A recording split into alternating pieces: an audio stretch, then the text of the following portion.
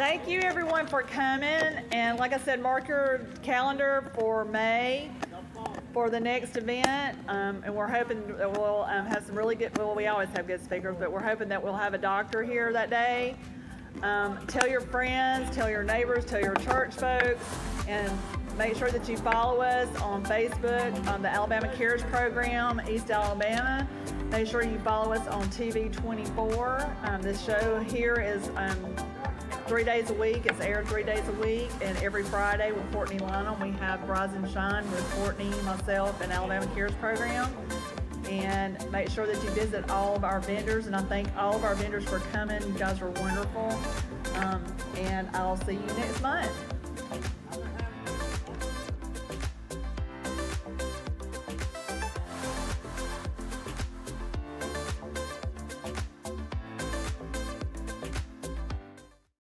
It's Road to the Blue Map time. Are you guys ready to roll? Ready to roll. We're going to thank our sponsors, Watkins Heating and Cooling. As always, those guys stepped up to the plate this year to be our presenting sponsor, Brad Watkins and Company. If you have any heating and cooling needs anywhere in or around DeKalb, Jackson, Marshall, Etowah, if the job's there, my man Brad Watkins is the guy to contact with. We'll hyperlink his Facebook page in the comments here, as well as Countertop Creations. They are going to bring the game breakdowns of some of these games today for you guys. So Countertop Creations, anybody looking to redo their kitchen or anything regarding countertops of any kind, definitely see those guys at Countertop Creations, and we will definitely hyperlink them as well. So we want to thank you guys. Guys, interesting couple of weeks so far in high school football. Coach Beckett, I know you and I have done a lot of talking away from the camera about these high school sports, high school football in general here lately. What do you think so far this season? We've seen some contenders, some pretenders. It's just been kind of strange. Well, the good thing is hope abounds right now. Everybody's still got everything in front of them. Nobody's been eliminated. We're about to go into region play. So, and really you got to look at it. Some of these games are just preseason games. Now, it's tough to look at it that way. Now, they're important. Every game matters. Every win matters. They're precious, believe me. But this is when it counts, all right? If you can solve some things, you're still in it, even if you didn't have a good week or so. 100%. Chandler, same question to you. You've watched these games. You know, you have the fifth quarter on Friday nights, which has been tremendous. You know, last week I believe you had 7,000 viewers by the time you went off, and that number's grown. Talk about your view and outtake on the season so far. Last week there were some closer games than I thought they were going to be. Some teams came off of big wins, and you always have to worry about that letdown. But as long as you find ways to win, it don't matter how you win. A win's a win. The thing that I've been surprised about, not really surprised, I knew they were going to be good going in. Quarterback play has been really good right here in our area. Obviously, Mason Mims is probably one of the better quarterbacks in the state. He spins it as good as anybody. Y'all saw him a little bit last week. Really impressed with him. Been really impressed with Cole Wilson at Piedmont, too. In both games, he's controlled the game, hadn't made big mistakes. He's got really good weapons, which really helps him. But I've been really impressed with Cole Wilson, the way he's played. And then, even though they lost, I was super impressed with how Sachs came out in second year under Coach Freeney. And how they played against Piedmont, especially in that first half. I think if they will give him time, and I don't want to give away the whole entire show, but if they'll give him time, which nobody has patience anymore, but if they'll give him time, he will get that thing back to where it was at. I really am a believer in him, and I think he does a really good job, does it for the right reasons. And then Bill Smith and the Donahoe Falcons got their first win since 2022. So just a fun night Friday night. I thought some really good ball games. The Moody-Oxford game was a really good ball game between two of the better teams in the state. And the weather kind of threw a wrench in everything Friday night. But I thought, for the most part, teams kind of handled themselves with maturity and was able to play even after the long weather break. There ain't no doubt about it. And I'm telling you, I'm ready to break this week's games down. And we're going to start this one off. Coach, I don't know anywhere better to start than what we're about to start with. We're going to start with Etowah versus Hoax Bluff. Now, these two teams, forever and a day, you've always heard talk, when Trent Davis was at Etowah, man, I wish we could play Hoax Bluff because they got Darian Meads. And then Darian Meads was there. I wish we could play them. And then back in the day in 01, Hoax Bluff wins the state championship. Or is it 03? It's 03 or 01. It's one of the two. 01. 01. Okay, it's 01. So then Etowah wins at 99. So these kind of two teams have been similar situations. They're right around the corner from each other. They're in the same county, Etowah County, where we're from. But this particular team, you got a good-looking matchup right here on two teams, and this is going to be a slobber knocker of a football game. Etowah is going in as a 6-point favorite according to the AHS, FHS. But how do you see this game playing out, or what do you see happening in this game? Well, you touched on it. Hey, the two teams hadn't played since 1985. They're in the same county. Sometimes Etowah's been a larger school, and then there's been times Host Bluff's been a smaller school, but Host Bluff leads the series, interestingly, 7-5.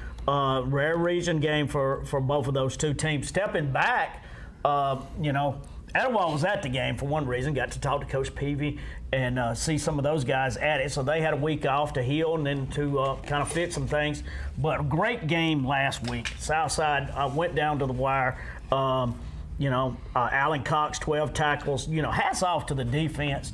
Brian Sexton and the defense did a tremendous job. Drew McCarver, 11 tackles, pick 6 right there when it counted, when the drive was taking place to win the game. So really impressive finding a way to win a ball game and really heated rivalry. So, good things for Host Bluff. I thought they really started well. Etowah, obviously explosive, one of the better quarterbacks around. Hey, man, this is going to be a good one. Interesting to see.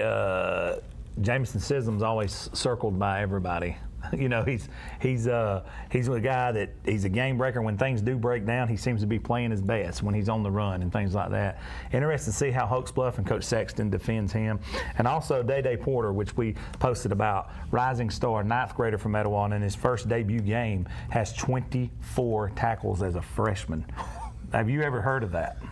He's a gamer. He's a player.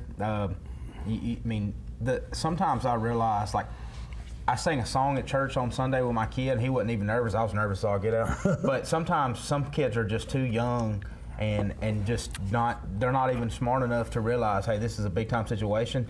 And sometimes those kids go out there and have a big game. But kudos to him, 24 tackles, that's more than some kids are going to have this entire season. 100%. Next game, we're going to talk about White Plains and Alexandria. And Chandler, this game's a pick 'em. But when you talk about these two teams, Alexandria looked better in their debut. They kind of ran out of gas late. They definitely looked better. You've been to White Plains, coached at White Plains. Talk about this game a little bit. Well, Alexandria, so we do our Friday night show from 95.1 The Mountain, and Grady Sapp calls those games. So, he calls the Jacksonville games. And so I was able to listen to a lot of that game while I was prepping for the show Friday night.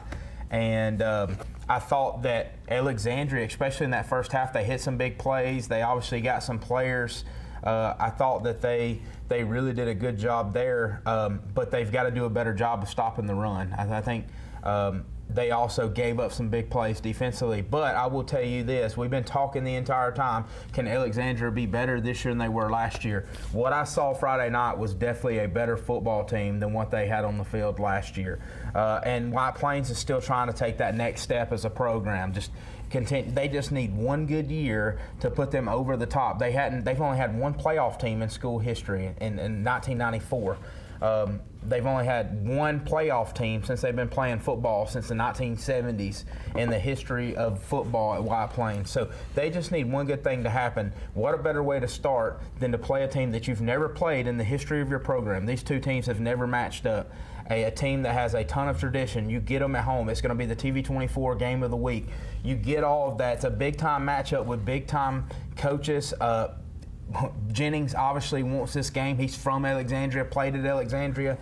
This is a big game for. True. I forgot about that. This is a big game for him and the White Plains community because White Plains knows that they really need this game in a tough region to go forward. Both of these teams need this game. It's going to be a great game from Robertson Field in White Plains, and I think both teams will show up ready to play, and I look forward to seeing them compete. That'd definitely be a really good, interesting game and could go either way. Yeah, I mean, and here's the thing. Two Alexandria Cub coaches going at each other. Here's my question mark there is, can Alexandria stop P.J. Holloway? He ran for over 200 yards against Talladega, superior athlete, a sub-4 440 guy. Got another guy with him with Rodney Perry, who's a really good player as well. White Plains wants to keep taking, but hey, listen, there's two guys, number 3 and number 4 for Alexandria, and I should have their name, but I don't. but I will know their name next week. They're going to be dogs. I'm telling you, they're going to be tough to deal with by the end of the year. Both young kids. Absolutely. Coach Beckett, bringing this thing back to the Etowah County area here. We got a team, Coosa Christian. After the first week, everybody's seen the Pierce County score. They don't realize what Pierce County has and how good they were. And for the most part, minus a punt and a couple of turnovers, they went toe-to-toe with Pierce County for that game, the majority of that game.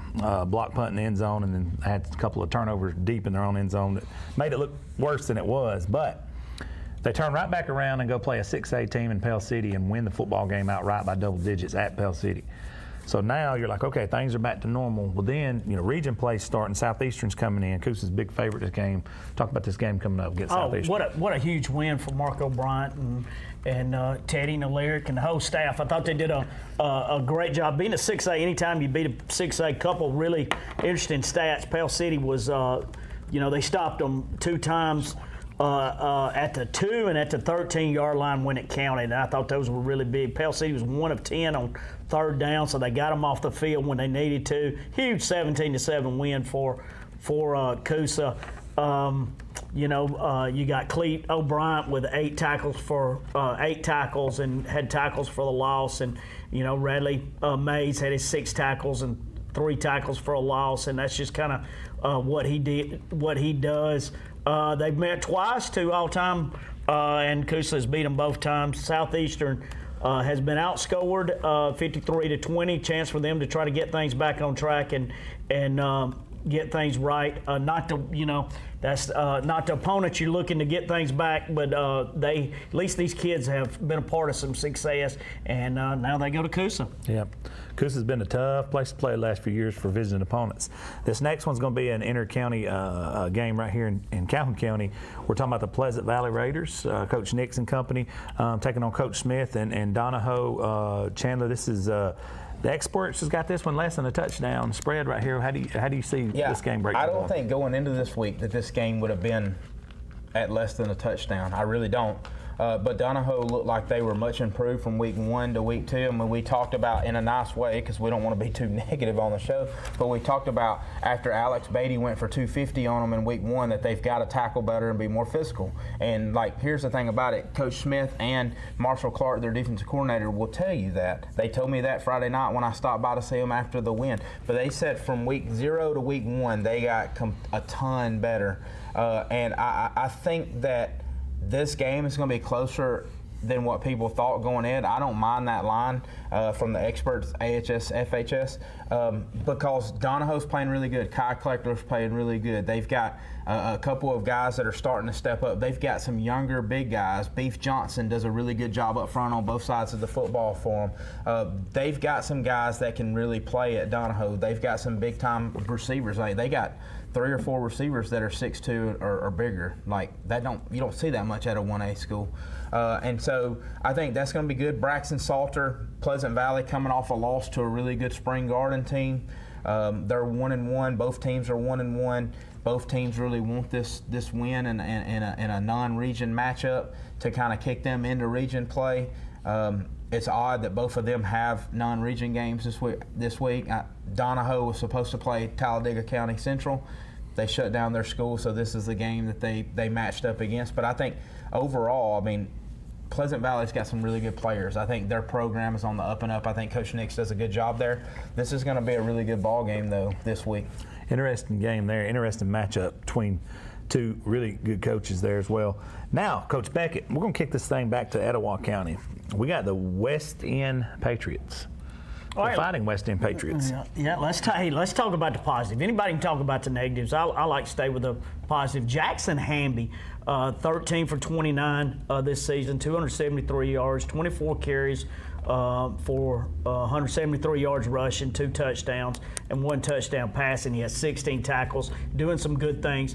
Eli Williams, 6 catches for 230 yards, which is yards per catch is crazy. Dawson Allen, a defensive tackle, has 18 tackles. So what you want to do is build on those players, put some pieces around them. They're tough to deal with because they keep it in a box and they're physical, and they make you either look at your choices, your life choices. If you want to take this over and over and over, the way they pound, and they're going to get somebody this year, and they'll get better as they go. Beckett, I'm going to kick this one right back to you. Let's do Glencoe and JB Pennington here. Pennington's an 11-point favorite coming into this one. Glencoe had a little bit of a setback last week, looked good in week 1. How do you see this one playing out? Well, same thing.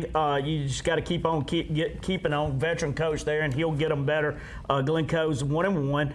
Playing a Pennington team is 1-1, who lost to Welborn 34-24 last week. Glencoe averages 20 points per game. And last week, Aiden Johnson on both sides of the ball did some really good things. 6 tackles.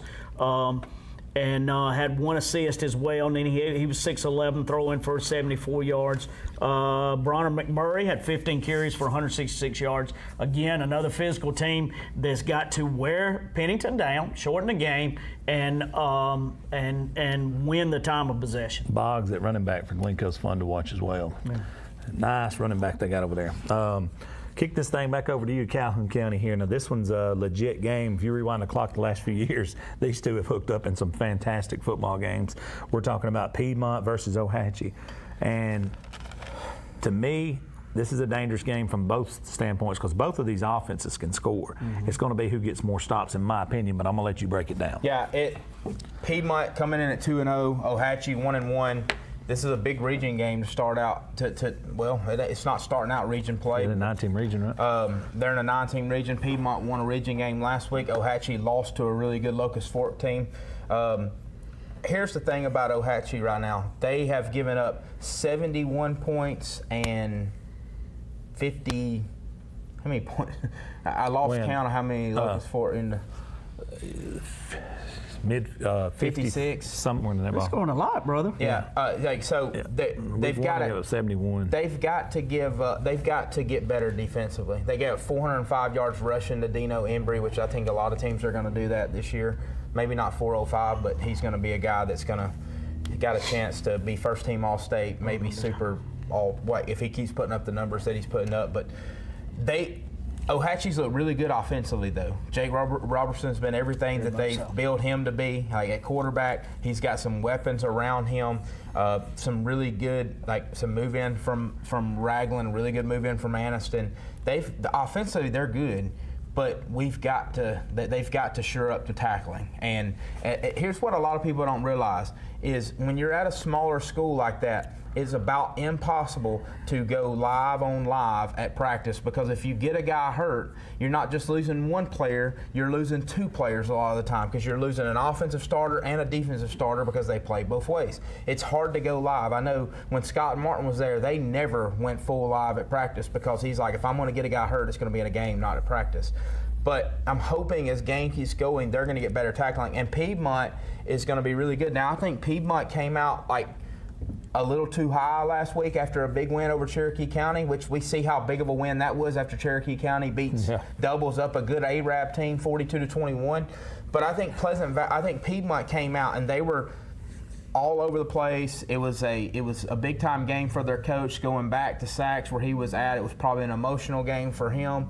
But I think Piedmont now settles in, and I think Piedmont's really good. I mean, I talked about Cole Wilson earlier, but when you look at Ish Bethel, you look at Hayes Gunn, you look at Raleigh Pinto, who set a record in week 1 and was one of the helmet stickers guys on our show last week. They've got weapons. They're also playing a lot better defense.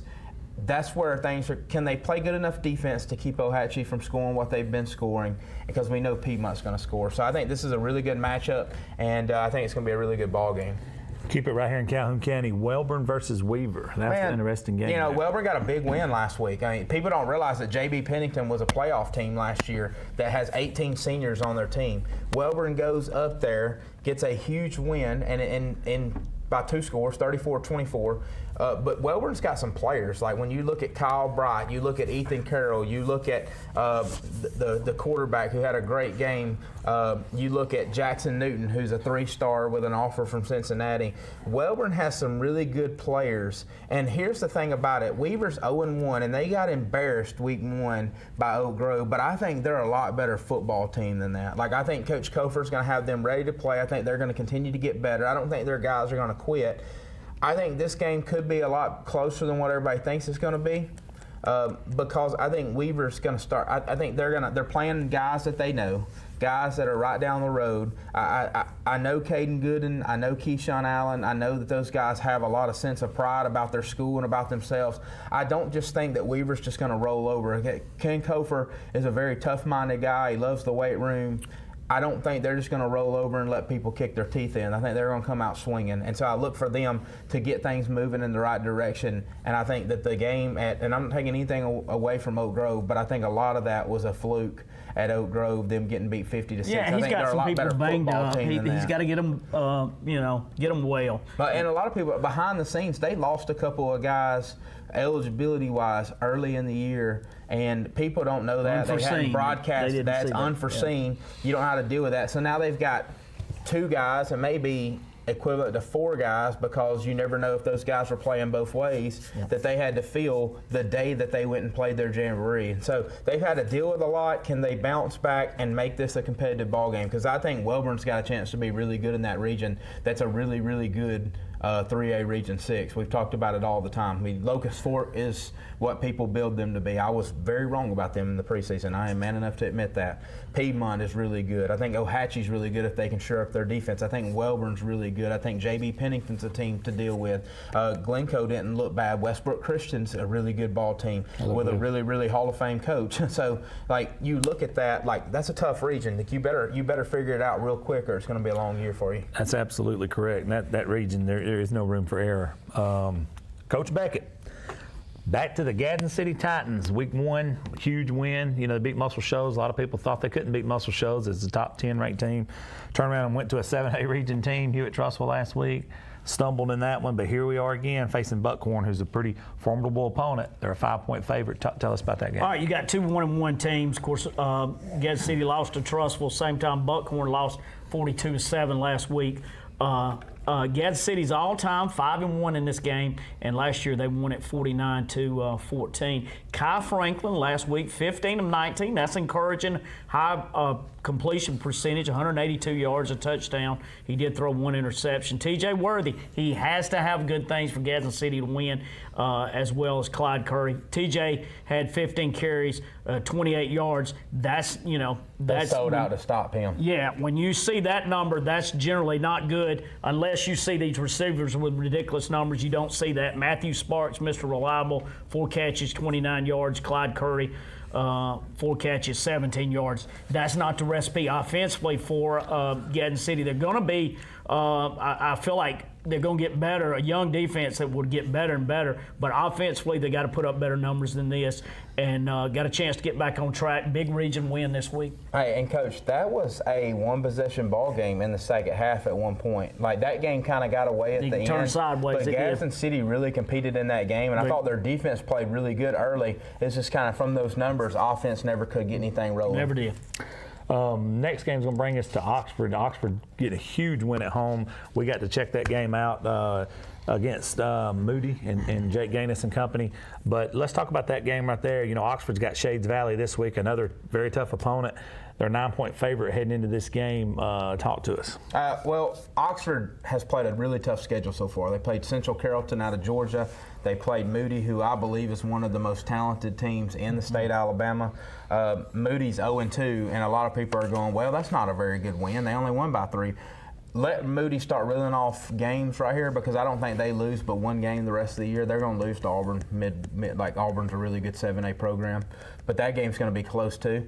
But they're going to start reeling off wins and just beating the mess out of people. And people's like, man, that's a lot better win for the Oxford Yellow Jackets than I thought it was. Oh, yeah. And I told that to Coach Adams today. So Oxford's 2-0. I think the biggest thing with Oxford here, and we don't cover Shades Valley in our coverage area, so I'm going to say this, like, don't have a letdown. Shades Valley lost to Leeds last week. Oxford's the better ball team. I'm not taking anything. Shades Valley's got some really good players. They got really good coaches. They do things the right way over there, and they're working on building that program back where it needs to be. But Oxford has the better talented team.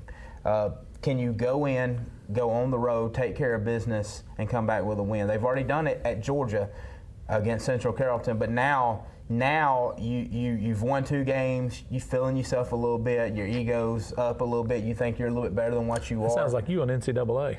No, I hadn't got it yet. My kid's trying to split a PlayStation 5 with. He said he would pay half if I paid half, just where you could get the game. I had to throw that down. I ain't got it yet. Now that would be me because I wouldn't get any better. I don't have time to play. So I'd win a couple, think I'm better than what I am. Somebody beat the dog mess out of me. So that's what you don't want as a coach. That was what I was always terrified, and I thought that's what everybody is like. You get to play and you're playing well, and all of a sudden you have a trip-up game that shouldn't have been a trip-up game if you would have just had your head on straight, had a good week of practice. But they had a good day yesterday. They've got a few injuries, but they've had some guys step up. Like he talked about it today when I talked to him for the coaches show, Keeping Up with Oxford Athletics, about guys stepping up and stepping in. And Jai Fleming had his best game as an Oxford Yellow Jacket, which was much nothing. He said he had 12 tackles, was really good in the running game and the passing game. Jalen Taylor, a guy that all of us are going to be more familiar with, had a really good game in the air, like made some really good plays and made plays at pivotal times. It wasn't a lot of catches that had no impact on the game. He had a 4th and short that he caught and ran it for a long way. Y'all probably noticed that. And then they got Mason Mims. Keep Mason Mims healthy. The offensive line needs to keep playing like to keep him clean. All right, he's one of the better players in our state. He won't say that for himself, but I'll say it about him because he's a very humble young man. Yeah. But I think Oxford just needs to continue to take care of business, continue to do little things right. I knew that a Chad Cochran coach defense wasn't going to give up 40-something points again, even though special teams gave up 2 of those scores. I knew that they were going to get better from week 0 to week 1, and I continue to see them get better. He's one of the best defense coordinators in the state. That's not just me saying it. The proof's in the pudding. That's a fact. He does a really good job of what he has over there at Oxford, and I look for Oxford to be successful. But they've got some games down the road. They got Mountain Brook in a few weeks. Clay Chalkville looks like they're the real deal after throttling 5A Power Ramsey last Thursday night. So Oxford better get the ones they can because they've got some tough ones coming up. All right. I thought they did a great job. You had the weather delay. They got behind, and those things. You're talking about you're still dealing with kids, talented or not talented, against a really good Moody team, and they battled back. Game went back and forth. Really exciting game. That's what high school football is about. Get a chance to see those kind of games. We got one more breakdown we're going to do right here before we go to break. We got about 4 minutes or 3.5 minutes right here. Let's go ahead and break this one down. Beckett, let me kick this thing over to you. I was in-house in Douglas today. Got to talk to Coach Lyles. He's excited. 24 seniors. They're taking on Hayden. Not a region game here. They're a 10-point favorite. They had a very good win last week versus Susan Moore, 42-7. Let's break this Douglas-Hayden game down real quick. Yeah, and then, Hayden's coming in 1-1. They lost to Oak Grove last week. Cason Walls, which is a helmet sticker potential. He's a nominee anyway. He went 15 for 22, 215 yards, 3 touchdowns. Really good game. Kenyon Watkins, 4 catches, 70 yards. They throw the ball a little better than I even anticipated. Troy Crenshaw, 4 catches, 62 yards. Landon Beck, 4 catches, 52 yards. Cannon Murray, 11 carries, 121 yards, 2 touchdowns. Really good offensive production. Pretty balanced. Pass for 215 and rush for 150. Pretty impressive so far. Great start. This is Douglas. Douglas. Yeah. Oh. So nice start so far for the Douglas Eagles. Coach, we got about 2 minutes before we go to break, but when you got a team with 24 seniors, there's a 2-part questions I'm going to ask you, and you can answer this. Both of y'all can chime in here. About 2 minutes here. When you got 24 seniors, how important is it to have those guys coaching in the locker room, on the field, being leaders, but also have some of those games like Douglas had last week where these younger guys can get in and they can do it in front of these seniors and they can learn on the fly, so to speak. How important is that to have 24 seniors getting this team ready for the future? Well, if you want to feed the program, that's the kind of culture you got to have, and you got to have those guys wanting to, when they leave, they're leaving a legacy. They're coaching these guys underneath them. Huge. It's really huge. Now, I've come into situations where it was a little bit broken, and they were trying to you're immediately trying to break any kind of bullying and that kind of thing, jealousies with the older and the younger, and they were divided. And we think it's a video game. It's not. It is not a video game when you're a coach and you come in the locker room trying to fix it. So really impressive for Douglas, and they have a chance to feed that program and get even better from what their junior high has been doing. So huge to see these 24 build on this legacy. Chandler, same question. You got about a minute here. Talk about the importance of 24 seniors and how coaching these younger kids is going to help. Man, there's a saying, good teams are led by the coaches, great teams are led by the players, and terrible teams have no leaders. And so if your coaches are having to do all the leading, then you got a chance to be okay, especially if you got guys that will listen to coaching. But if you get to the point where you have guys that take ownership of it and investment in it, and they will lead, and the coach's job becomes a lot easier. He can worry more about X's and O's because he knows his locker room's taken care of. There's nothing worse than as a coach knowing that you've got to go in and take care of the locker room every day before you even worry about the opponent. Like, if you can get guys that will step up and clean up the locker room and make sure everybody's going in the same direction, make sure everybody has the same target. There's a guy that always talks about the old Charlie Brown cartoon, and he's just shooting arrows, and he's just shooting them. All right, and they're like, what are you doing? He's like, I'm hitting bullseyes. Well, then he takes his paint and he goes over there and draws the bullseyes on. We can't have that. People's got to be going towards the same mission, the same target. If you can get guys that do that and have leadership, 24 seniors, that should happen. It makes a coach's job a lot easier. Guys, we're going to take a commercial break right here, and we're going to be right back with more Road to the Blue Map. May not believe it, but it's true. The 2024 Team 1 Chevys are here. All 23-24 Silverado light duties have 2.9% financing for 72 months. The hottest new 24 Team 1 Chevy Blazer, 1.9% financing and no payments till April. And the #1 selling family vehicle, the Equinox. 24 models, you got it. 1.9% financing and no payments till April. Team 1 Chevrolet, home of the best people, the best service, period.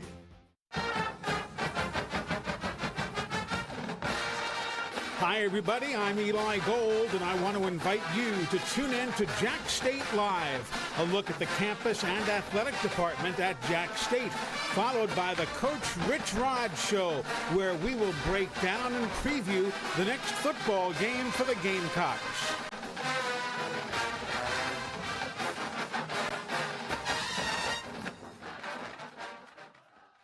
What can you buy for $10? A hat? A milkshake? 166 channels plus live sports? That's right, for only $10 you can get 166 channels of classic TV shows and movies, including the latest news update from all around the world and local sports. Just simply go to 24ctn.com and click download, and then for only $10 you can have access to the best TV available. At Southern States Bank, we pride ourselves on being your bank. We're your neighbors and involved in the community. We're the bank featuring the Southern Rewards checking account, a cashback account with no ATM fees. We are on the cutting edge and always have a smiling face to help you out. So come to Southern States Bank, where we are committed to great service and being a great neighbor. Let us be the bank for you and your business. No, you got Cherokee County. All right. We are back. Are you ready, Beckett? Let's go, brother. Are we going to talk about the fighting Coach Kellys in Cherokee County? Jacob Kelly, man, Hey, before really you back get in. going, I got to throw something out here. This used to be the Cornejo versus Fluff Bowl. They hooked up in some classic football games over the last couple of years. Not going to be that anymore. We don't have the Cornejo versus Or Fluff Bowl. Yeah. So now we got to swap this thing up. We got the three-headed monster at There's Cherokee still County. some monsters that. And Aniana, you know, they struggled against Locust out of the box, but I'm going to let you take this one over here. Beckett, what do you see in this one? Those were some classics. I actually got to see one of those in the semifinal game. Fluff broke his arm in that one. Yeah. Aniana comes in 0-1 coming off a bye, and they're not in this situation, wounded animal, so you don't corner somebody with that kind of program and that kind of history that's won that much, and you know they'll come out fighting. Cherokee County, man, they responded. Big 42-21 win at, Arab. That's You know, that's a huge win against a really good team. So a lot of people questioned them last week. Got the running game going, do what they do, and did a really good job responding. Good offensive numbers. Cherokee County won the game last year, 49-21 against Aniana. You know, it'll be interesting to see if they bounce back again and keep this thing rolling as we start to work toward region play. Beckett, you know, Aniana's coming off an off week, right? They are. Coach Phil Phillips, you know, he probably went back to the basics in an off week, tackling, you know, a lot of physical stuff because he knew it's not going to get any Probably easier. Junction. Yeah, I bet it was rough. Junction, Texas. All right, let's keep going. Hey, you know, we talk about the running backs, but just in some of the film that I've seen, Carson Tittle is lowering his shoulder. You don't really love that by your quarterback, but then also at the same time, you're like, hey man, we need you to make it through the year. But he ran for 57 yards himself, completed 6 of 8 the other night. Yeah. Tay Diamond looked good. Keyshawn Woods ran for 192. Like, they got some dudes. Yeah. Like I think we kind of were worried about them, and I'm not gonna lie, I was worried about them because I was like, man, like, they got Piedmont. Now they got a really good Arab team. Like, there's a chance they could start 0-2, but they shut the door on that thought. Yeah, they shut the door on that and said we're not going that route. Beckett, I'm gonna kick this right back to you, and we're gonna move this thing up to Marshall County right here. Let's talk about Guntersville. Guntersville is week 1 looked unbelievable. Week 2 was in a dogfight for their lives versus a very angry Fort Payne bunch. But again, they're coming out heavy favorites over Brewer this week. Yeah, and I look for them to do really good in this region. Really balanced offensively last week. And now, can they handle the role they're in now? Can you handle success brings its own set of problems? And let's see if this two-headed monster they have at running back. I mean, they have two of the finest in the state. Will they continue on? And I look for them to do really good in this region as they go up toward still ranked number 1 in 5A, correct? Yeah, which is very, very interesting. You know, to see. How do you handle it? Well, that's correct. Now they are 100% the hunted. Yeah, bullseye's on you. Which is fantastic, and also kudos to them to get ranked there. It's a good problem to have because Coach Reese does a phenomenal job, and they got a lot of talent and very well deserving of that ranking. Back to you, Chandler. We're talking about situations where you've done something good and a lot more eyeballs are on you in a positive way. You're about to take all my talking points. Be quiet. I'm gonna shut my mouth, but we're about to talk about the Pisgah Eagles. Now let me throw this at you. Tricky game right here. Riley Edwards and company. They're taking on Section. They're heavy favorites again in this one, but what do you say out of this game?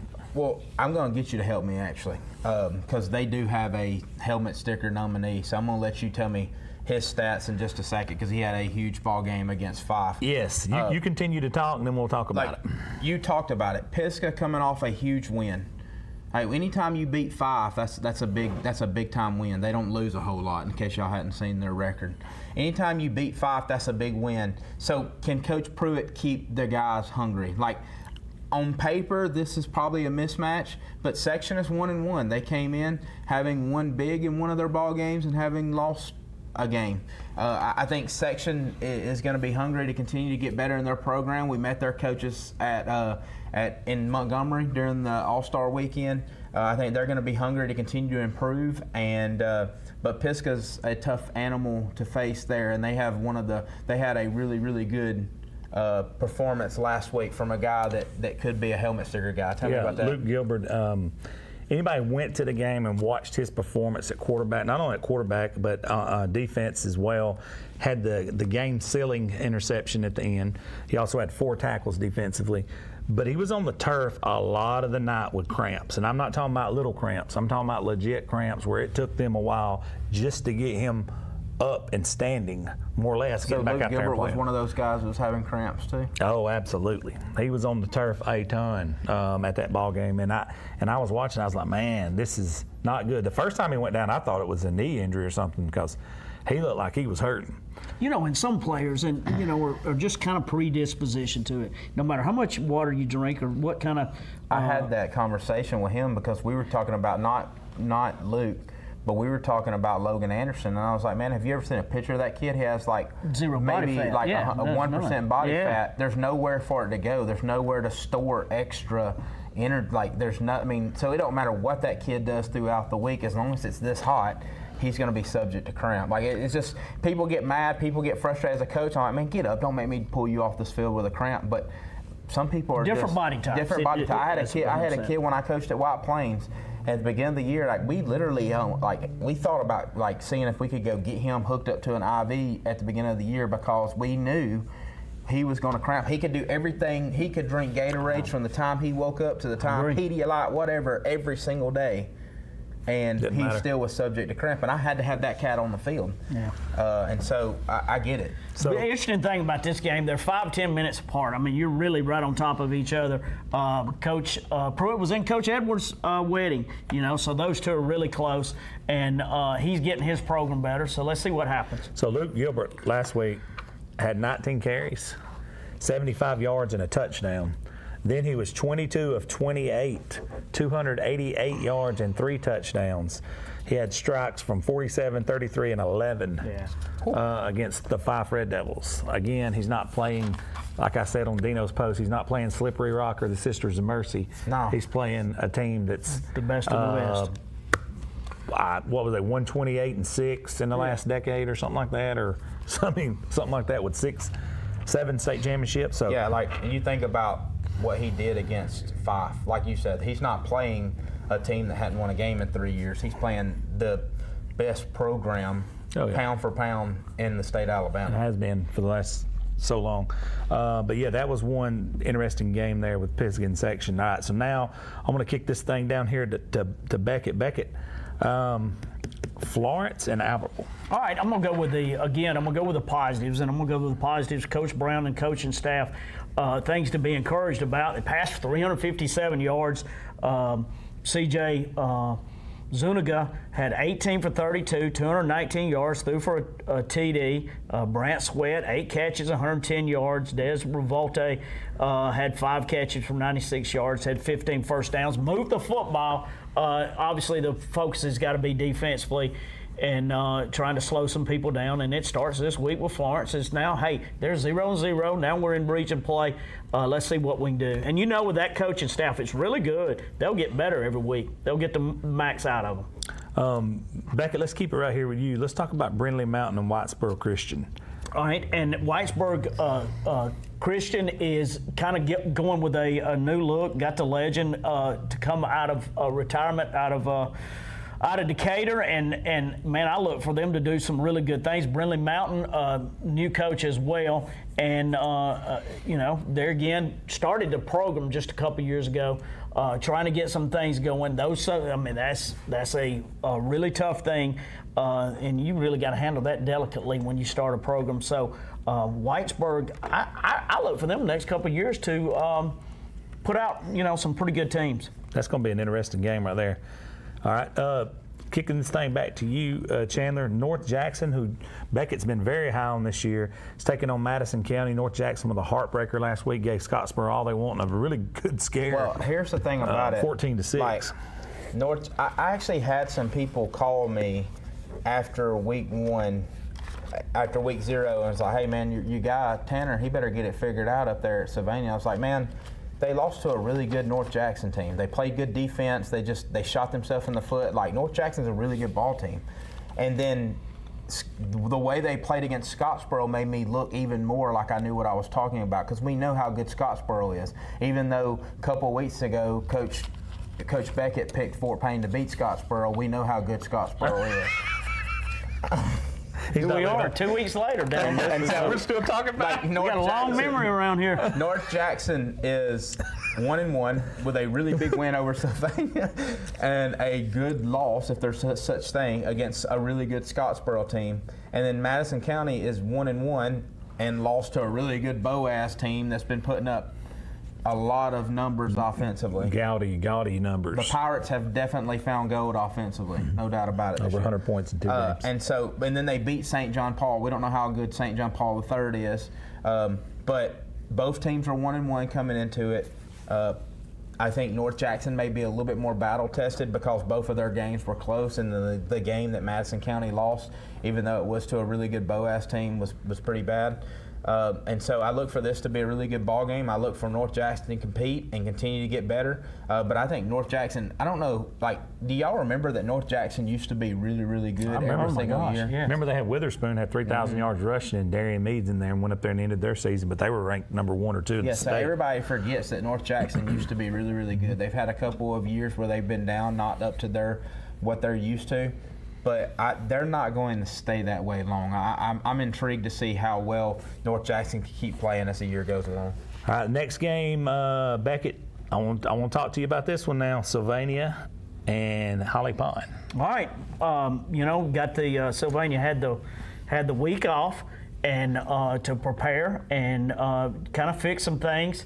Had focus on Sylvania, so I get to see them up close and in person. The key is to start to find some components to go with number 2, because he's one of your better running backs in 3A. But and the hope is to be able to throw the ball a little bit and find a couple other guys to go with him.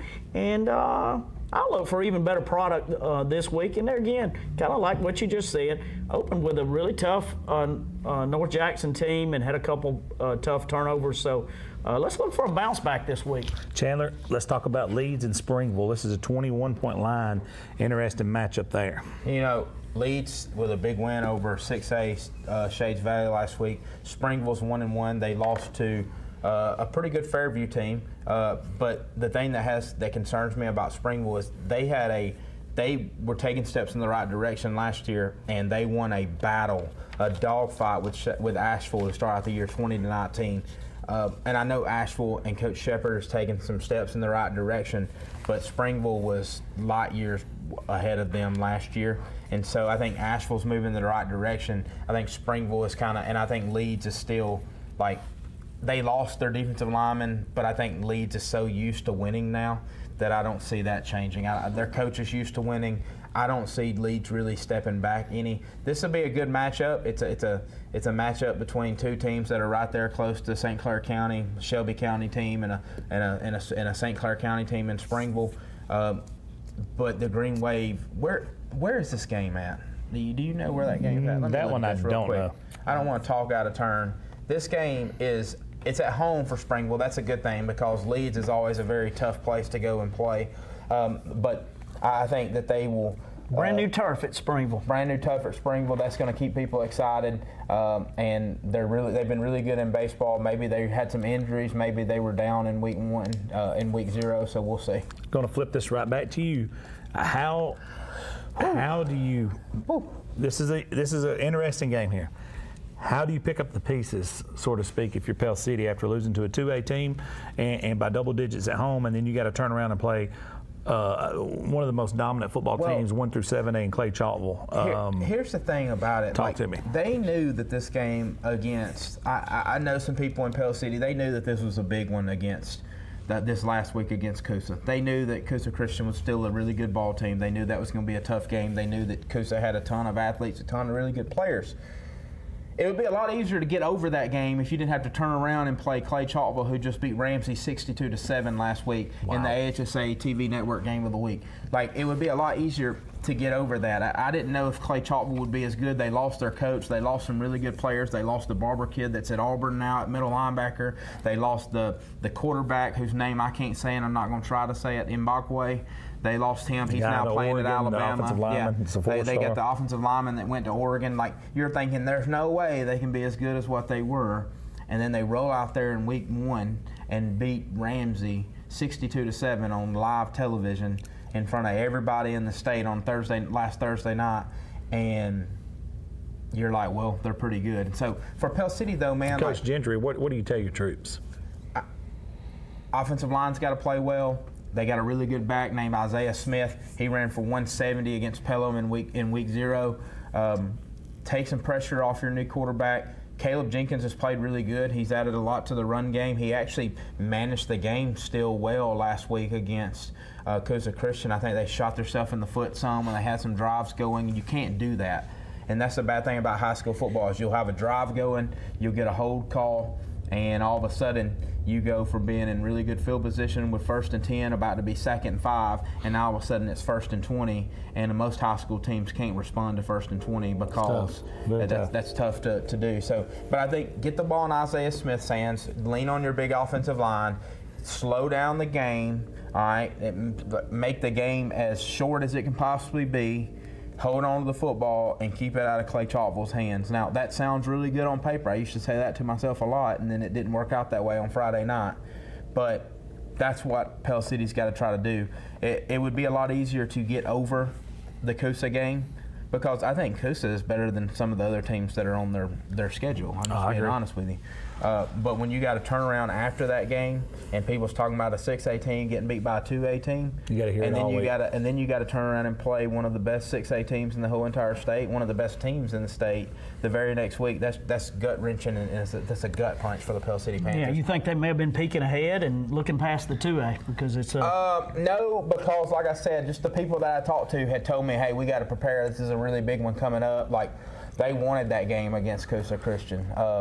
I don't think that's what it was. At first I thought that, but then remembering some of the conversations that I had, I don't feel like this was something that they overlooked or looked back past. But their hands are full this week. And I like Coach Gentry. I think he's a guy that he reminds me a lot of Coach Kelly at Cherokee County. I think he's a guy that's going to have that group playing a certain way. I think they're a couple of years away. But Pell City has the facilities, they got the businesses, they've got all the people, they've got the things in place to have a really, really good program. It's just time for them to finally turn the corner. Coach Beckett, another interesting game with a lopsided line to it. Madison Academy and DAR. Two at different ends of the spectrum, so to speak, of where their programs have been in the last couple of years. But talk about this game a little bit. Yeah, we went up and we visited DAR in the spring. And the big thing, coaching change late. Not going to spend a ton of time sitting there. If I'm DAR, I don't want to talk about anything but trying to get better. Getting hired like that late. I know I've been in that situation. It becomes one long spring training for a new coach. And the main thing is for them to try to get better on the weekly. Yeah, that's a tough team to do it against, being Madison Academy. We're going to break down a couple of these games together. We've got about 10 minutes before we go to break, and then we're going to come out of our last break. We all three are going to talk about these games because these are cross-county rivalries, and we break these things down by county right here.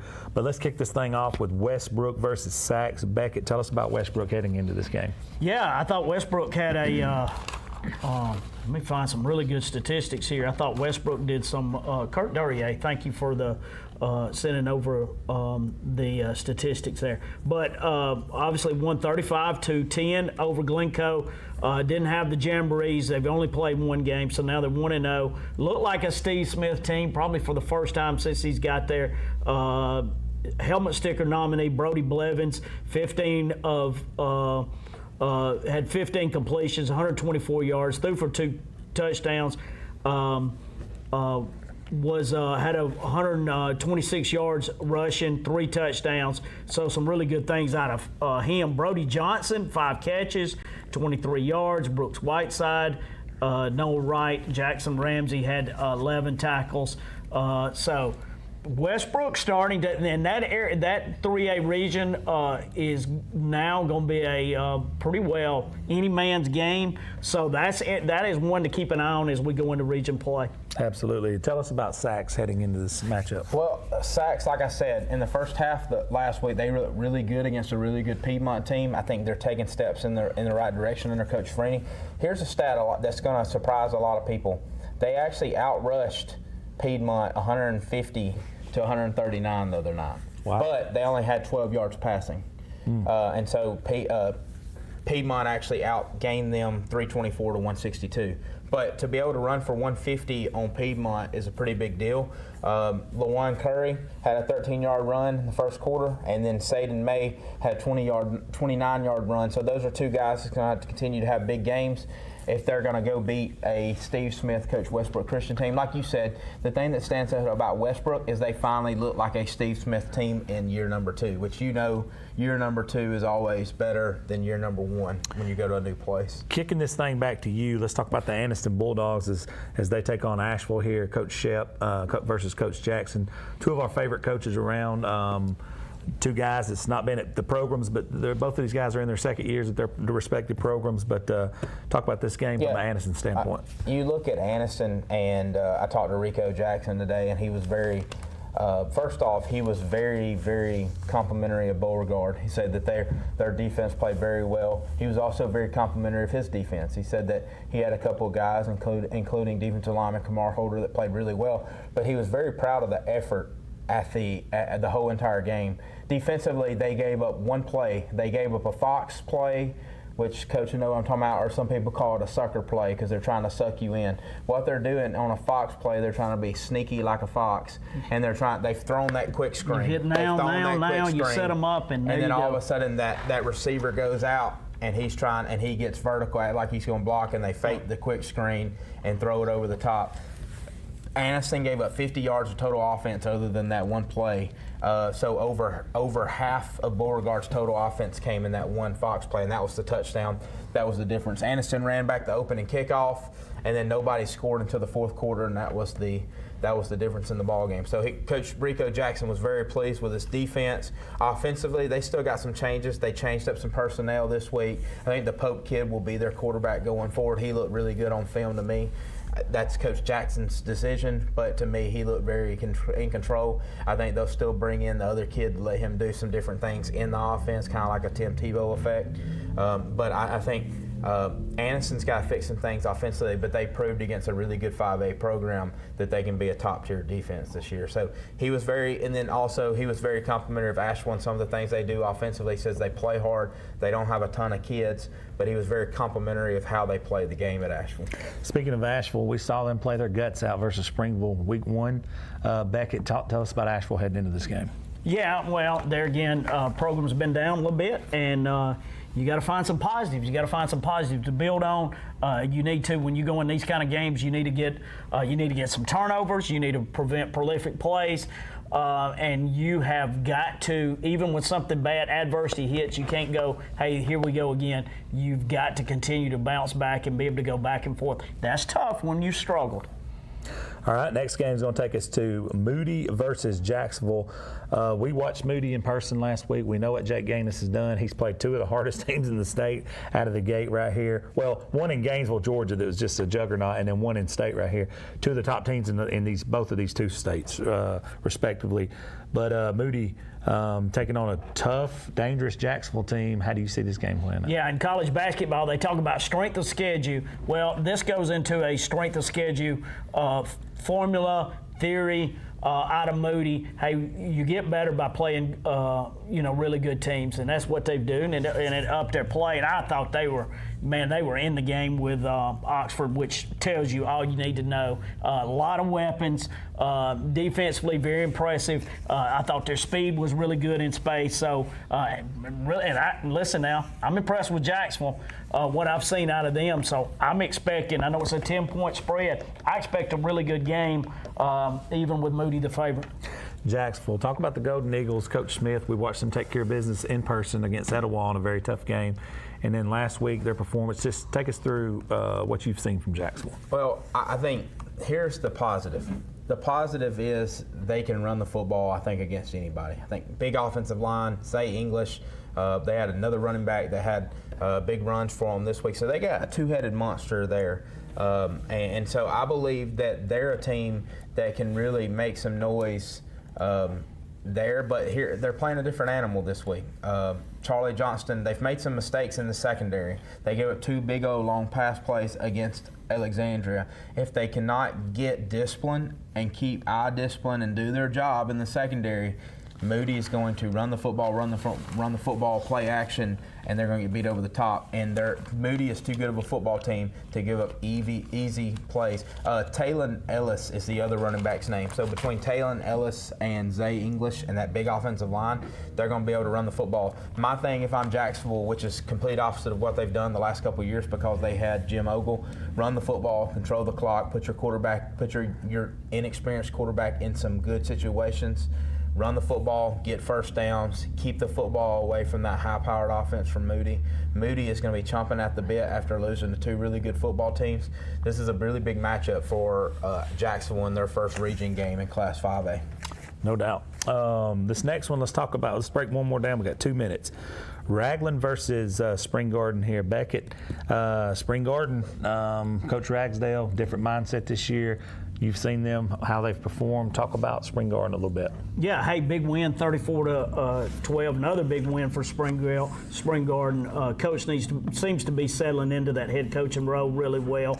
Ragland's all-time 14-11 in this game. Spring Garden won last year, 41-27. Connor Bates, 16 carries, 114 yards, a TD. John Welch, they've been a Welch there for quite a while. Great lineage. 6 catches, 6 passes, 73 yards, a TD. Noah Barber, 7 for 11, 98 yards, 2 touchdowns passing. Outscored opponent 75-19. It's a good start for the Panthers. Talk about Ragland a little bit at this point. I've had so many guys transfer out. It's been tough. Yeah, I mean, like Coach Tidwell does a really good job there. He has their guys play tough. Lost a tough one last week to Donahoe. But they've been hit by attrition. They've had so many guys move out, and it's difficult. It don't matter what kind of X's and O's you draw up if the dudes that were making plays for you last year are playing with a different color jersey on this year. Like, I hate to be blunt like that, but it's difficult. And with the news of them might be shutting down that school, they're going to keep it open to 28 for sure. They're going to keep it open to 2028. Yeah, 2028. But the guys have already left. But yeah, they get that. They're keeping it open to 2028. Then they'll revisit it. Yeah. So if they're going to keep it open to 2028, they should have never even said anything about it because people would probably still be there. 100% agree. And I'm not trying to, but like, man, it's not fair to Coach Tidwell. It's not fair to that community to put that out there and people move out, and now you're struggling. That's what they do in college football. People negatively recruit against you. Yep. I'm not saying Ohatchee did, but I'm just saying. No, I get what you're saying. Propaganda is everywhere. Propaganda is huge. You look at that, and I don't think Ohatchee done that at all. Like, that's right down the road. No, and, that's not Coach. But when you hear that the school that you're at is going to be shutting down, you don't think 2028. You're thinking next year. Exactly. And so I just feel bad for Coach Tidwell. He does an extremely really good job. He's the baseball coach as well. Like, he coaches hard-nosed, and I think he does a really good job.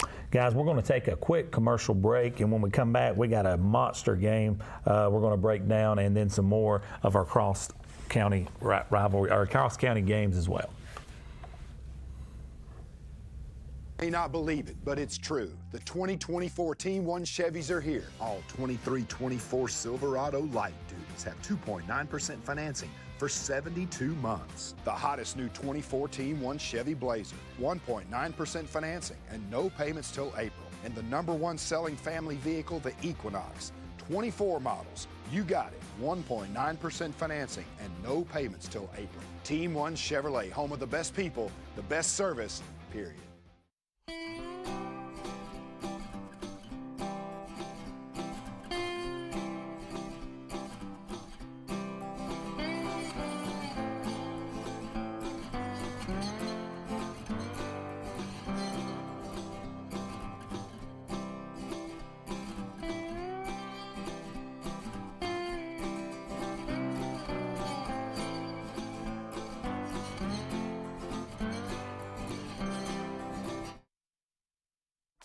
Hey, is your money future-proof?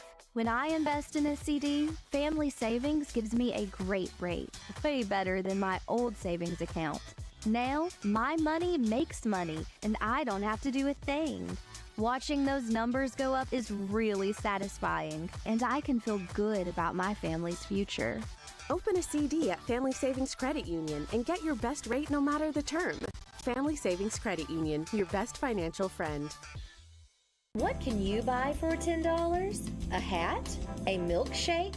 166 channels plus live sports? That's right, for only $10 you can get 166 channels of classic TV shows and movies, including the latest news update from all around the world and local sports. Just simply go to 24ctn.com and click download, and then for only $10 you can have access to the best TV available.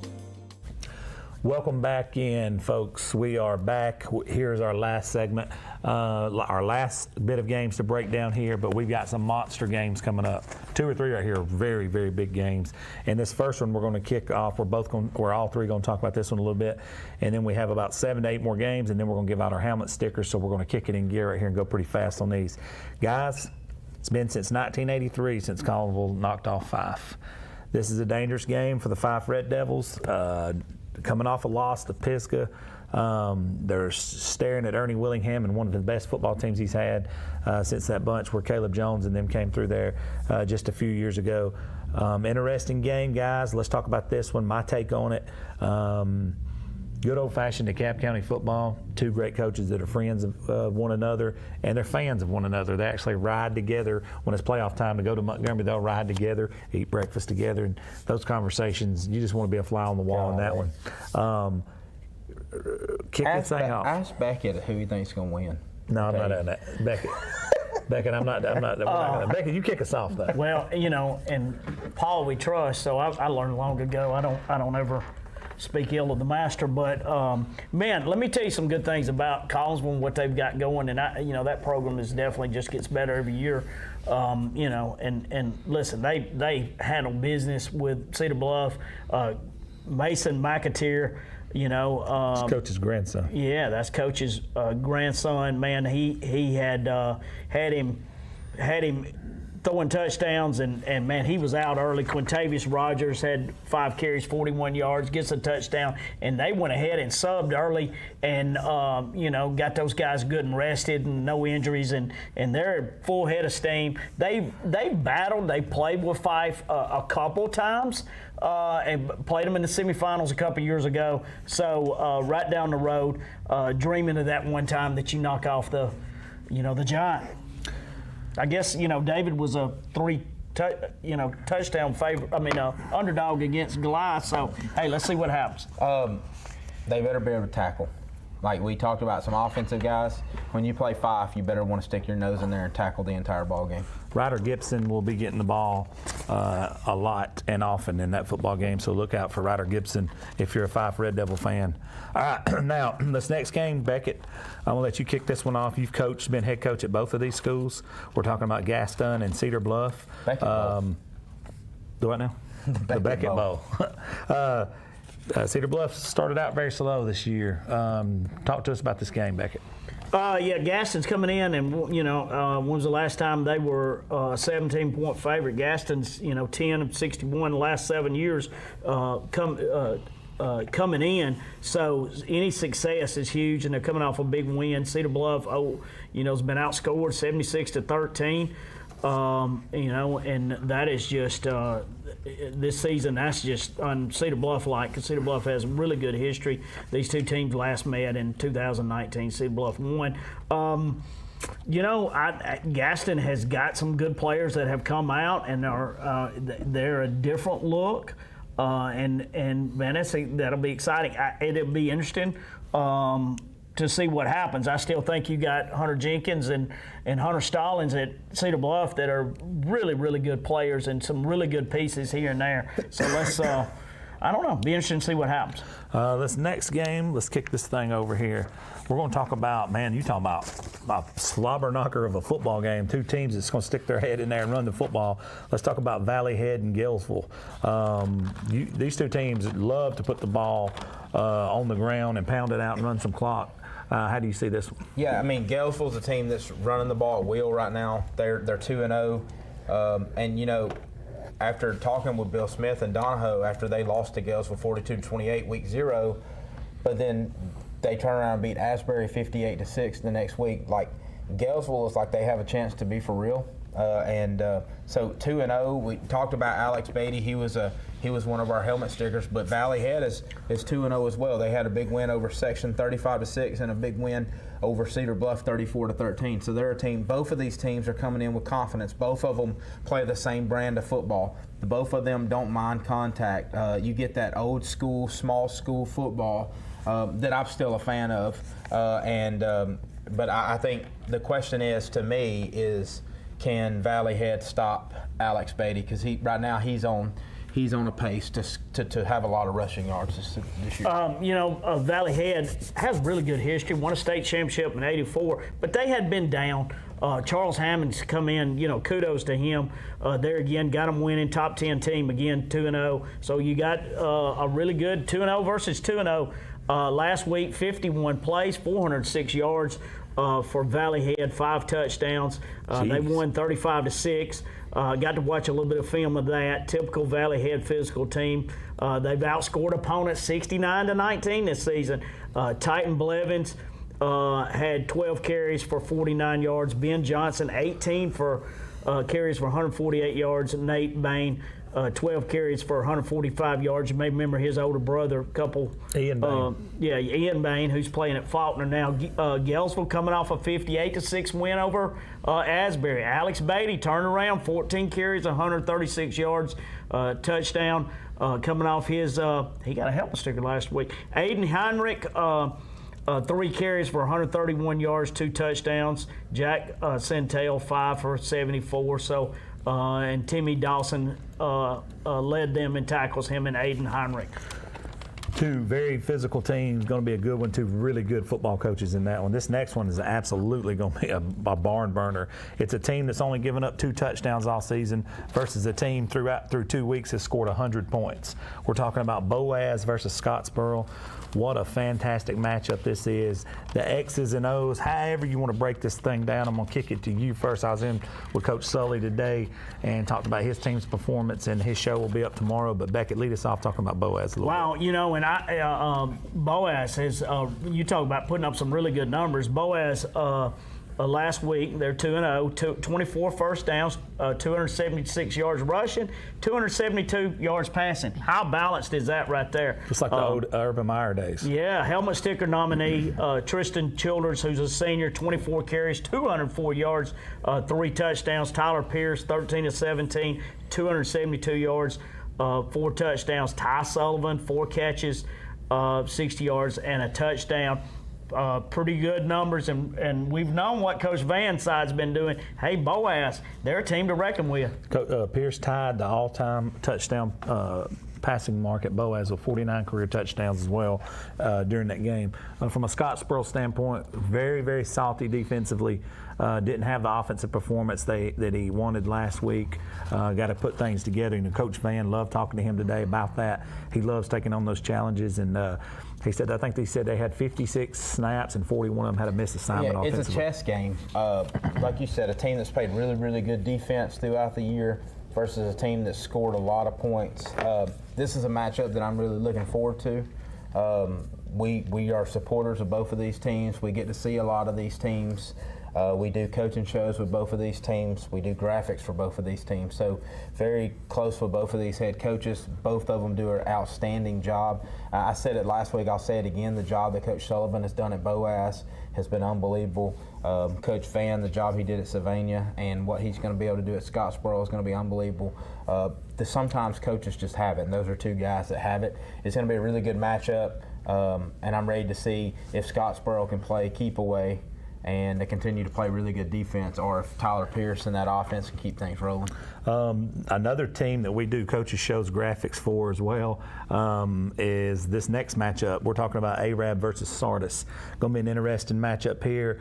From the Etowah County standpoint, my friend Beckett, I want you to lead us off with the Sardis Lions. I sat in with BJ today, very optimistic, and had a very good win on the road versus Cleveland County last week. 1-1, huge 34-13 win over Cleveland County. Really big win, one needed. Helmet sticker nominee Brian Chapman, 10 of 16, 160 yards, touchdown, rushed 12 times for 90 yards, 3 touchdowns. Heck of a performance. Levi Martin, 11 carries, 60 yards and a touchdown.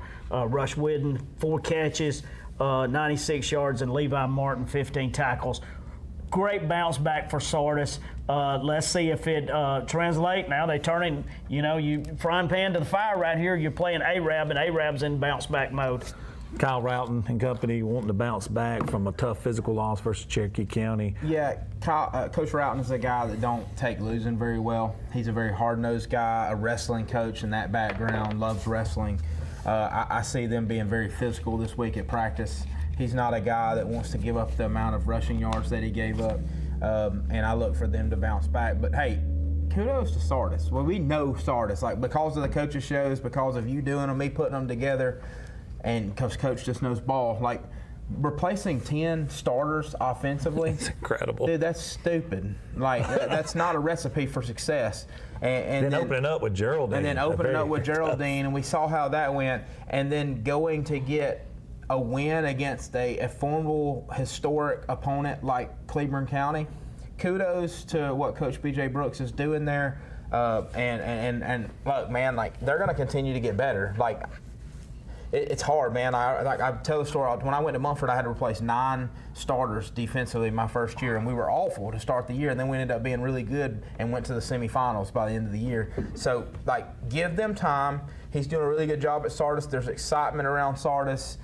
He's a really good coach. But I think that's going to be a really smash mouth, a good football game there. If you've never ever went to Sardis since B.J. Brooks is there and seen the tailgate that they have right outside their locker room at Sardis, you have to go check it out. It is a college atmosphere. They put the food literally right outside their dressing area to the left of it in the grass. There's a full-blown tailgate with tables and drinks and food galore for everybody to come enjoy, and the visiting team has to pull up right there and see it. It's very cool, very unique thing. Hey, if you want to change the culture, get the town involved. And they are definitely involved.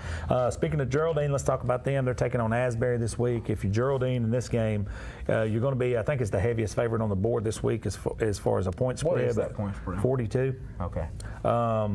But let's talk about the game a little bit, guys. Each one of y'all just jump in. Well, if I'm Michael Davis, I look at it a little bit different, and some people look at it as from a coach's end of things. I'm trying to. There's things we're working on. There's things that we need to get better at. Whatever aspect of our game, offensively, defensively, and then I'm always wanting to develop. You talked about feeding a program earlier. Hey, let's feed the program a little bit. If we were to have success, if things were to go right, let's be prepared to coach up some young guys and get them some Friday night time. That's right. Get them some Friday night lights instead of some Monday night lights. He's only mad at you because you just laid out that rat poison right there. They want to focus on the ones and getting the job done before we start talking about twos. I remember when Nick Saban was coaching at Bama and they were playing Western Carolina or something like that, and somebody just all of a sudden thought the younger guys were going to get playing time in the press conference that week. He was not real thrilled about that. And so, but ex-coaches can do that because, we sleep a whole lot better. That's on those guys. You are correct. We can say whatever we want to. That's right. But I'm going to be nice and just kind of refrain from saying a whole lot here, but Geraldine is definitely superior. We all know that. But kudos to Asbury, man. It's one thing to go out there and be really good and continue to show up every day, but those teams who are not, and I've lived this life now. I've been at teams where we hadn't been very good and my kids continue to show up every day to work. And I think that's the guys, they end up being really good workers and really good people in our society because when things go bad, they don't just shut it down and quit. So kudos to them. Absolutely. Locust Fort and App. You talking about two good coaches, two good programs. Beckett, we're going to talk about this one right now. We got to see Dino Embry in person last week. You and I had a discussion about Dino Embry, and you got to see him live and in person. You got to see Levi White and company. Coach Adams, just talk us about what you've seen with your own two eyes. Yeah, when you watch them, you want to stretch your neck before the game because they're up and down the field. Man, they are scoring points. Get your kick teams ready. Very impressive team.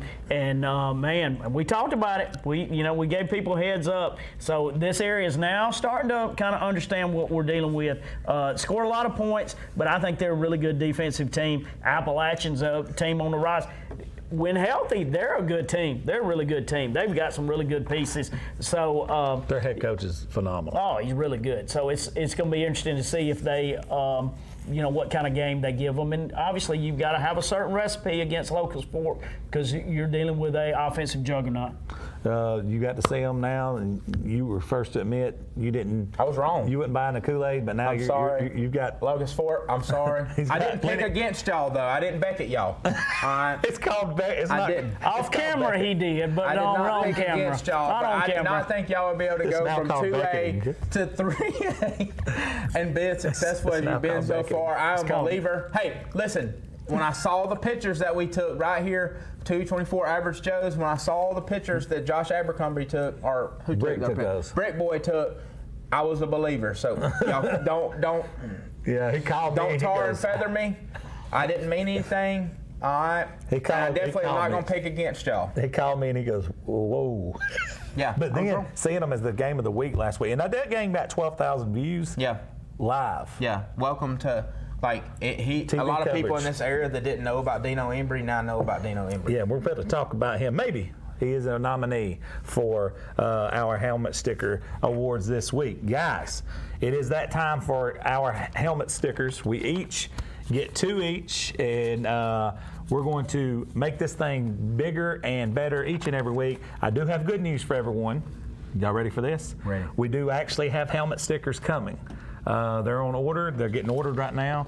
They will be given out to these players. Now, it's up to their coach if they'll let you wear it or not. We're going to make them small enough where it won't distract or take away from the helmet. I know a lot of coaches are traditional, but they are welcome to wear these actual helmet stickers. And if all goes well, we're going to get a little bit bigger one you can put inside of your locker, saying that you were. If you can't put it on your helmet, put it on your notebook. Walk around with it proud. Yeah, be proud of it, because these helmet stickers, we got a big. Gotta earn it. We got a big coverage area, and for you to get one of these, it's a big thing. We got 10 minutes to go through all of our helmet stickers right here, and they're going to let me lead things off. And guess what, guys? I hate to say this, but I'm going to say it. I've got to pick the same guy again this week, and it's going to be Mr. Dino Embry of Locust Fork.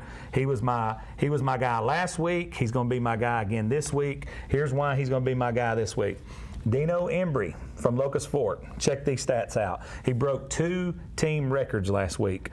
He rushed the ball 27 times for 405 yards and 6 touchdowns. Let me go through those numbers again. He had 405 yards and 6 touchdowns on the ground. He turned around and threw for 101 yards passing. And if that's not enough to win you a helmet sticker, then this right here is. Even if he didn't play offense and he only played defense, the man had 12 tackles on defense. 9 of those were solo tackles and 3 quarterback hurries. Hey, look at that right there. Look, we got two. He's got 2 helmet stickers I'm on gonna there. hide a room if he keeps winning it, but if he keeps doing what he does and breaking records, we don't have a choice. I don't want to have to pick the same kid every week. But if you have 405 yards and break a school record in one game, I was going to and pick him 6 this week, and then touchdowns you beat me to the punch. and break another school record, you have to go with him. Now, let's kick this thing over to Alan Beckett. Yeah, and I had a lot of people I really thought about, from Tristan Childers to Jackson Hamby to Brian Chapman. There was some really good performances this week, but I look at Sandrock, who had been a little bit down, hard-fought 14-8 win over West End. Really, I'm talking about a win that they needed. Cam Robinson showed up, fed him 30 times, 172 yards, 2 touchdowns, including the game winner. Man, that was Iron Man football when you carry the ball 30 yards and grind it out. So kudos to him. Dude, that helmet sticker looks really good on that red helmet right there. Pops. I'm game with that one. It pops. But like, I saw him at the Jamboree, and I was like, this kid has a chance to make Sandrock be a lot better this year than what they've been. He's a big, I think he's listed at 6'1", 215 or something like that. Big kid, hard to bring down. He's also saving clipboards from Coach Heath, because if things is not going correctly, clipboards get broken on his play sheet. He is under the Will Wagner coaching tree, so I've seen that firsthand from Will Wagner. So it's a that surprised beautiful me. thing for Does the not clipboards surprise of me Sandrock, at Alabama. All right, so I am next, and I am breaking the rules because I'm a rule breaker. All right, so I know we've been doing individuals, but I've got a team, the Donahoe Falcons, that hadn't won a game since 2022. They were on a 13-game losing streak, didn't win a single game all year last year, and Bill Smith hadn't won a game since he was at Huffman, because he was at Talladega the past 2 years. So kind of 2 storylines here. the Donahoe Falcons get their first win since 2022, and Bill Smith gets his first win since 2021 when he was at Huffman and beat Woodlawn. So Coach Smith is a guy that I'm very familiar with. Also, Coach Beckett's familiar with. I coached with him at Mumford. Congratulations to those guys. And when you went that long without winning, it's tough. And What so, a relief for him to get that. Yeah, so it's a relief for him and that football program. So my helmet sticker for this week, one of mine goes to the Donahoe Falcons. And we will get Bill Smith one of those helmet stickers, and he can figure out where he wants to put that in their locker room. Hey, he may put it on his ball cap. He might. That would be sharp. Yeah, You would wear it if you was Bill Smith. Absolutely. That would be sharp. Yeah, Bill Smith. Kudos to him. That's huge for him. It's huge for Donahoe, and absolutely, man, that's legit. All right, our next one. I thought long and hard. There's so many people deserving of this thing, and we've all been through. But I seen this with my own two eyes, and it was nothing but sheer grit and effort and emotions and handling a big game situation as a new starter. I got to go to Luke Gilbert of the Pisgah Eagles. To watch him, the performance he had against Fife, who has been, dominated not just their area of the state, but the state in general. To go and play them, not back down for them for one, that's one thing, but then go and perform with these kind of numbers, and I'm going to run through them again. 19 carries for 75 yards and a touchdown on the ground. He was 22 for 28 in the air for 288 yards and 3 touchdowns. Touchdowns of 47 yards, 33 yards, and 11. Defensively, had 4 big tackles and the game-sealing interception there at the end of the game. But more importantly, to watch him pick himself up time and again from the cramps and seeing him on the ground and gritting through it. I mean, look at that picture we posted of him. You can tell he was beat up physically, but to get the win versus Fife and do it and perform at that level, shout out to him and the Pisgah Eagles. He's my helmet sticker of the week. Next one, we're going to go to Coach Beckett. Coach, who do you got next? Well, there again, I thought of Brody Blevins at Westbrook, Ben Johnson at Valley Head, and Kason Walls at Douglas, and they all played really well. But let's talk about the Hawks Bluff Southside rivalry game, really loud, great environment, game on the line, 21-13 game. Southside, here they go down to try to win it. But Drew McCarver, who had 11 tackles, had a pick 6 to win the ball game. Really huge play. Kudos to him and the entire defense and Coach Rob for coming away with that win. Drew, great job. Have you seen the Brick Boy video of the interception? I have not. Well, that's fantastic, and I will show it to you, my friend. I'll get Brick Boy to send it to us. We'll post it on Average Joe's. But no, amazing it's unbelievable. play. Wait till you hear the crowd. Have you seen the video? I'll show it to both of you guys when we get off here. And we've got one more helmet sticker to give out, and I'm going to kick this over to Chandler Tyree at this time. Not really a guy or a team that we've talked about a whole lot tonight, but it's a rivalry game. If you've ever been around Talladega County, you know how much that Mumford-Lincoln game means to them. In the past 7 years, it's been Lincoln's won 3 times, Mumford's won it 4 times. My player of my helmet sticker guy this week is a guy named Tank Edmondson. I think he's one of the better running backs in the state. He finished with 189 yards rushing on 26 rushes for 3 touchdowns. Had 2 long touchdowns called back. A guy that could have ran for 250 or 300. Controlled the game for the Mumford Lions in a 30-3 victory over their cross county rivals. That game means a lot to them. It means a lot to Lincoln. And this kid rushed for over 2,000 yards last year. Just a big game. Put the game on his shoulders, and he has a big game in a rivalry game. Look, a lot this week, and when you look at it this week, last week there was a lot of performances that really popped out, but this week a lot of teams did it as a team. There was a lot of just regular, normal stats, and so this week was tough to choose. I mean, it was tough for me to choose too, because on every team there was different guys making plays, which is huge for our local teams and the teams that we cover. But then, you like I said, you picked the easy one. Duh. Who's not going to pick the guy that had 405 yards rushing? Well, we're probably going to get some flack for making him mine two weeks in a row. That's why you should have let me do it. But here's my thing on that is he set a record. Yeah, and somebody go take it from him. First week I said, if you set a record, you get a helmet sticker. Yeah, I mean, somebody go take it from him. So, The interesting stat about Dino Embry, I'm going to pull it up right fast, but you go ahead and finish your point about the team efforts, because that was I thought that a lot of, like the first week, Raleigh Pinto went for 250. This week, him and Ish Bethel both had touchdown catches, but then they also, Hayes Gunn had a really good game rushing, so Cole Wilson's passing numbers didn't jump off. As a team, they won the ball game. And so, like, when you looked at that and you went through all the stats and you pulled up all the different teams and you talked to the coaches and they send the numbers, and there wasn't nothing that just popped out, but teams were having 350 to 400 yards of offense, and there's 4 or 5 guys that's had really good high school football games. That's how you win football games. When you're having to depend on one guy, that's when you get in trouble over the length of the year. I'm not saying that about Locust Fork, because